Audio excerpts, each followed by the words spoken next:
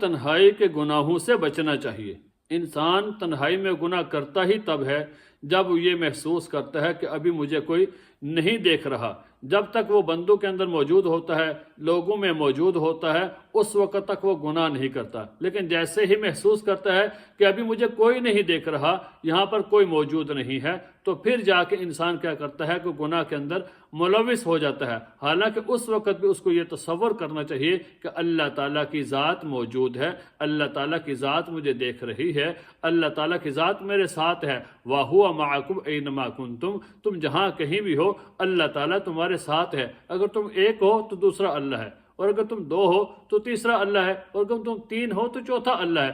اللہ تعالیٰ کی ذات ہر وقت موجود ہے، اور وہ انسان کے ساتھ وہ فرشتے بھی موجود ہیں جو انسان کے اعمال نامہ لکھتے ہیں۔ تو اللہ تعالیٰ سے حیا نہیں کرتا، فرشتوں سے حیا نہیں کرتا، اور تنہائی کے اندر گناہ کے اندر ملوث ہو جاتا ہے، گناہ کر لیتا ہے، لیکن لوگوں کی موجودگی میں گناہ نہیں کرتا کہ لوگ میرے بارے میں کیا کہیں گے، لوگ میرے بارے میں کیا سوچیں گے۔ لوگوں کی موجودگی میں گناہ نہیں کرتا، لیکن اللہ سے شرم و حیا نہیں کرتا، اور خلوت کے اندر گناہ کر لیتا ہے۔ اس لیے کہتے ہیں کہ انسان بزدل تو اتنا ہے کہ رات کو خواب کے اندر سوتے ہوئے ڈر جاتا ہے، اور بہادر اتنا بنتا ہے کہ دن کی روشنی میں گناہ کرتے ہوئے نہیں ڈرتا۔ تو ہمیں تنہائی کے گناہوں سے بچنا چاہیے۔ تنہائی کے گناہوں کا دنیا کے اندر تو یہ نقصان ہوتا ہے کہ انسان کے چہرے کی رونق ختم ہو جاتی ہے، انسان کا دل سخت ہو جاتا ہے، انسان کا دل سیاہ ہو جاتا ہے، اور اس انسان کے رزق میں کمی کر دی جاتی ہے۔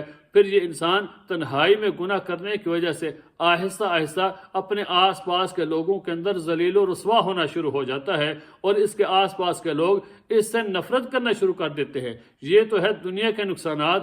آخرت کا نقصان یہ ہے کہ پیارے رسول اللہ صلی اللہ علیہ وسلم نے فرمایا، میں اپنی امت کے ان لوگوں کو بھی جانتا ہوں جو قیامت کے دن تہامہ پہاڑ کے برابر نیکیاں اور نیک اعمال لے کر آئیں گے، لیکن اللہ تعالیٰ ان کے نیک اعمال اور نیکیوں کو ہوا میں اڑا دیں گے۔ اللہ تعالیٰ ان سارے اعمال کو ضائع فرما دیں گے۔ صحابہ نے پوچھا، یا رسول اللہ صلی اللہ علیہ وسلم ایسا کیوں ہوگا کہ اللہ تعالیٰ ساری نیکیاں سارے اعمال ضائع فرما دیں گے؟ یہ کیا وجہ ہے؟